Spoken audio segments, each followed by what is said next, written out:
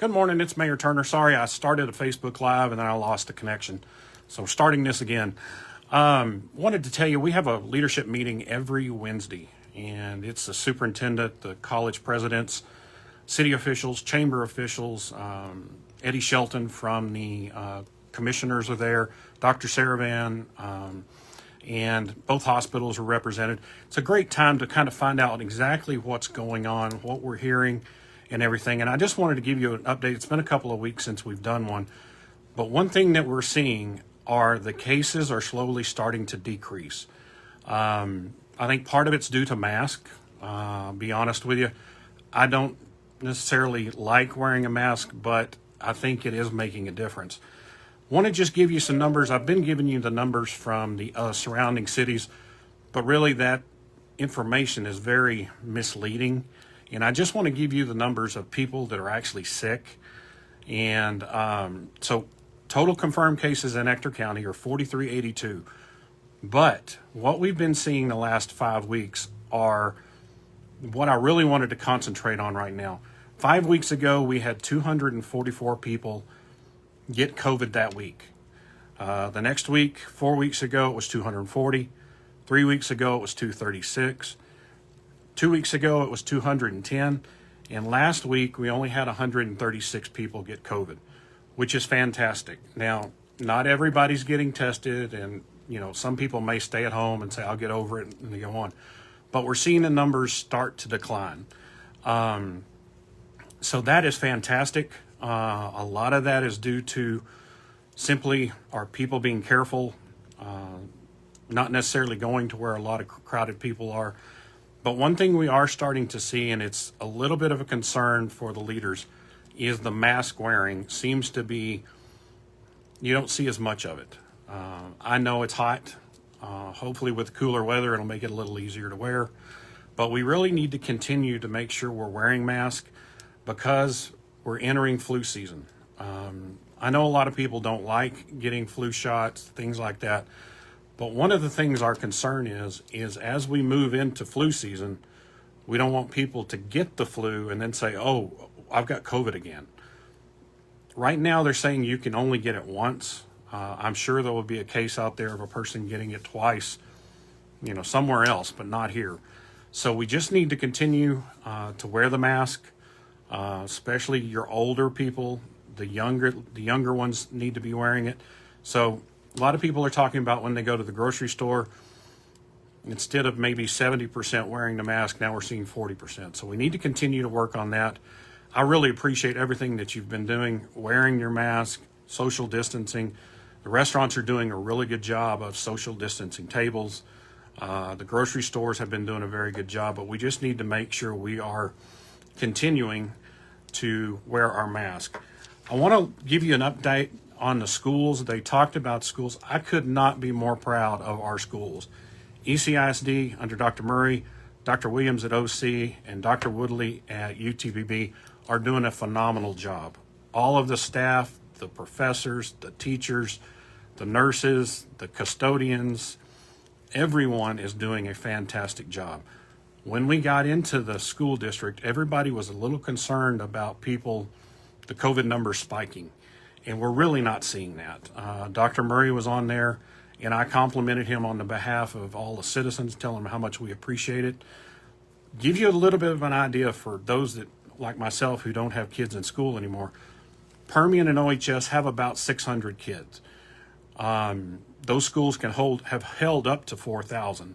So that's kind of what we're seeing. They are approaching, they are in phase 4 of remember, they were opening up by phases. They're in phase 4, which is their last phase. And they are still not seeing the large numbers of COVID. The kids are doing an amazing job. Couldn't be happier with everyone. And we just want to say thank you to all of those teachers that are doing, maybe doing a little bit online and doing teaching in the schools. Thank you for your hard work. I know the parents appreciate all of you teachers even more than they did before, since they had to teach their kids at home. But please continue to do the great job that you're doing. Talking a little bit about football season. There's a scrimmage this Friday, and in 2 weeks, that's when the games actually start. Let me tell you kind of what's going on there. They're only going to open up Ratliff to 30%. So you can buy your tickets, but when the tickets are gone, the tickets are gone. And so they are marking off the stadium for social distancing. You will have to wear a mask, even though it's outside. One of the reasons they're doing that is the UIL is looking at everybody and looking at the trends. And if we're not following the guidelines, they can stop football for our schools. And so if you want to watch football, I think it's great. I think it's a great way. It's kind of a fall tradition here in West Texas. You have to wear the mask. They have strict guidelines for the cheerleaders, for the players, for the food service. But that's what's going to be going on. But they are going to have the football on the radio and on TV. So that will help. But I just want to give you a little bit of an update on what's going on and kind of what to expect, because that's something new. I want to talk a little bit about the hospitals. They both talked about what they're seeing. We're still seeing a little bit higher numbers than we would like to see in the hospitals, but some of those are coming in from outside of our county. Right now, Medical Center has 32 in Medical Center, 5 of which are on ventilators. They did have 1 death last night, so we need to continue to pray for those that have lost family members. They said 15 out of these are either from the nursing homes or from out of town. I know they mentioned, I believe, McCamey. They mentioned Andrews. When they bring those patients in because they're too much for their hospitals to handle, they bring them in here. And so 15 of them are from nursing homes or out of town. The ORMC right now has 11, and they have 4 that are on ventilators. They did talk about something, and I do want to just, for those of you that have had COVID, they were talking about what they do towards the end of, if somebody is very sick and they're going downhill, the treatment that they are using is the plasma treatment. It kind of is a last ditch effort to save a person's life. If you've had COVID, if you would consider donating plasma, I know sometimes you get paid for donating plasma, but they're looking especially for those that are sick or have had COVID and recovered, because you have the antibodies in your system and they can use that in the plasma to give to the patients. So you can go to Medical Center's webpage, and there is a link that will tell you who you can give it to. It's a process, because I know they have to test you and all this kind of stuff. But that would really be good, especially for those that we've lost too many out of nursing homes. And if somebody giving plasma can help them, I'm all for it. So want to talk a little bit about the fire department. We're hearing the same thing from the fire department that we're hearing everywhere else. Their transportations of COVID positive people in the ambulances are slowing, which is fantastic. And right now in OPD, Odessa Fire and Rescue, they have 1 employee who is a suspect, and they're testing them to see if they actually have COVID. Somebody asked about the governor. I'm going to call Mayor Payton, talk to him, and also somebody else that I can call and find out what's going on. Right now, we're hearing about September 15th, which will be a Tuesday. We will probably hear something from the governor as far as easing the restrictions on some things. From what they're saying, they're expecting the mask mandate to stay.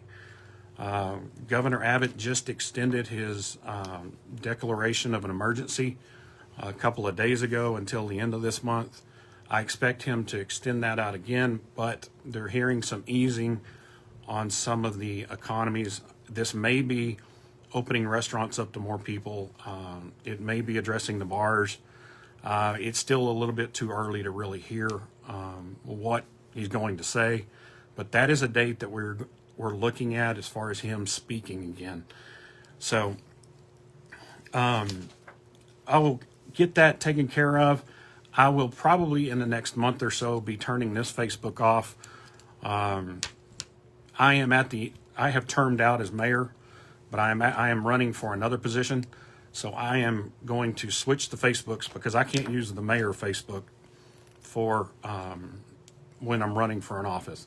So thank you for everything you're doing. Please continue to do what you're doing. We're getting through this. You know, we all thought at that one point we weren't going to get through all this, but we did, and we're getting further away. One thing you may want to consider, I know it's kind of a hot button topic, is getting a flu shot. There are, you know, what they do, and I asked Dr. Sarah Van about it specifically. When they come up with a flu shot, they come up with what they believe to be the, you know, the 15 strains of flu that are going to be bad. And it's a guess, I'll be honest with you. But it's an educated guess. And right now, he said between now and the end of September would be the best time to get your flu shot, because a lot of people are going to say, well, I'm sick, so I'm sure I've got COVID. Well, no, you may not. You may have the flu. So think about getting your flu shot. Right now, a lot of the physicians don't have those yet. I know the hospitals don't. But I was in CVS the other day. Walgreens has them. So next time, if you're going into your doctor, go ahead and get a flu shot just to save you from having to deal with all this stuff.